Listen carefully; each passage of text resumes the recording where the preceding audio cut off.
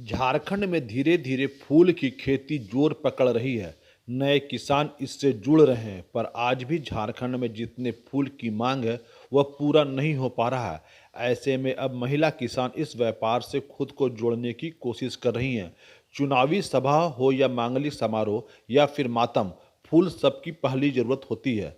पहले बरही प्रखंड में सिर्फ अनाज की खेती होती थी, परंतु अब प्रगतिशील महिला किसान के सकारात्मक प्रयास से फूलों की खेती बृहद पैमाने पर किया जा रहा है। महिलाएं जरबेरा फूल की खेती करके आत्मनिर्भर होने की कोशिश कर रही हैं। महिलाओं का कहना है कि घर का काम निपटाकर हम लोग ग्रीन हाउस में खेती कर रहे हैं। महिलाएं बताती हैं कि फूल की मांग हरदम होती है, इस कारण हम लोग इसकी खेती कर रहे हैं। पहले हम लोगों को हाथ फैलाना पड़ता था, लेकिन अब हम लोग खुद का पैसा कमाकर घर चला रहे हैं। हम कृषि के कार्य करते हैं, किसान के देख रेख करते हैं, फूल का खेती करवा रहे हैं। 10 दीदी, 15 दीदी, 20 दीदी मिल के खेती करते हैं। हम लोग यहाँ देख रेख करते हैं, साफ सफाइयाँ करते हैं। ये फूल बड़ा होता है, खिलता है, हम लोग मिल के बेचते हैं।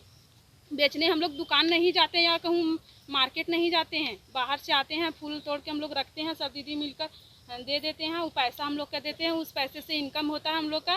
दीदी लोग घर चलाती है और घर का खर्चा चलाती है और बच्चा लोग के पढ़ाई लिखाई, घर का जितना मेंटेनेंस मतलब करती है। और दीदी लोग का अगर सहयोग है तो 10 दीदी का इस 10 सहयोग से पैसा जो मिलता है उससे दूसरा कुछ कार्य भी 10 दीदी मिलकर हम लोग कर सकते हैं। शहर की चकाचौंध से कोसों दूर रहने वाली ग्रामीण क्षेत्र की लगभग 15 से 20 महिला समूह से जुड़कर कम लागत में जैविक खेती करने का हुनर सीख लिया और इसके बाद फूल की खेती में लग गई, जिससे अब खाद और बीज खरीदने के लिए बाजार का चक्कर भी नहीं लगाना पड़ रहा है, बल्कि घर पर ही केंचुआ खाद और कीटनाशक दवाइयां बनाकर कम लागत में बेहतर उपज कर पा रही हैं। महिलाएं बताती कि हम लोग कुछ नया करना चाहते थे, हम लोगों को पता चला कि जैविक खेती से उत्पाद अच्छा हो सकता है, इस कारण फूलों की खेती शुरू की। ऐसे में सब्जी की खेती हम लोग करते थे, लेकिन फूलों की खेती करने में अलग ही खुशी होती है। सबसे खास बात हमारे बगीचा का यह है कि खरीदार हमारे गांव तक पहुंचते हैं, हमें बाजार जाने की जरूरत नहीं होती है। फायदेमंद है, फूल का खेती हम लोग कर रहे हैं। 10-15 महिला भी कर ले हम लोग खेती कर रहे हैं, इससे हम लोग को बेनिफिट होता है। और फूल तोड़ते हैं हम लोग सब महिला लोग मिलके, तो बेचने कहीं नहीं जाते हैं, बाहर से लोग आते हैं ले जाते हैं। उस पैसा से हम लोग इनकम जो हो रही है उस पैसा से हम लोग घर परिवार चला रहे हैं और भी बहुत सपना सजा चुके हैं। अगर ये प्लांट चलते रहेगी, अच्छी से चलेगी, हम लोग महिला अच्छा से चलाएंगे तो फिर इससे और गाड़ी बंगला मतलब बहुत तरीके होता है नेटवर्किंग में, तो आगे इसका जितना हम लोग को ही होगा आगे हम लोग बढ़ाते रहेंगे। महिलाओं को मदद करने वाली अवतार डेवलपमेंट फाउंडेशन के पदाधिकारी बताते हैं कि श्यामा प्रसाद मुखर्जी रूर्बन मिशन के अंतर्गत महिलाओं को आत्मनिर्भर करने की कोशिश की जा रही है। इसमें महिलाएं स्वावलंबी भी हो रही हैं। महत्वपूर्ण बात यह है कि हमारे क्लस्टर की हम लोग जैविक खाद से फूलों की खेती कर रहे हैं, जिसमें मिट्टी की उर्वरा शक्ति भी बरकरार रह रही है।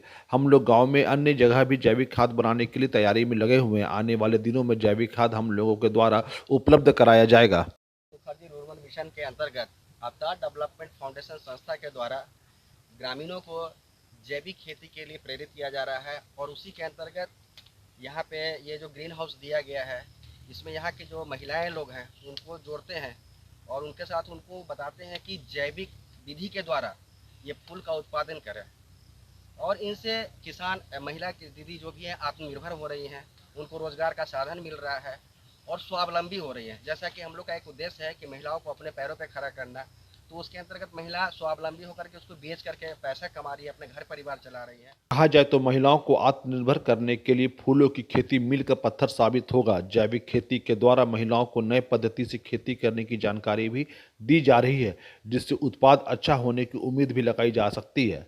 गौरव प्रकाश, ईटीवी भारत, हजारीबाग।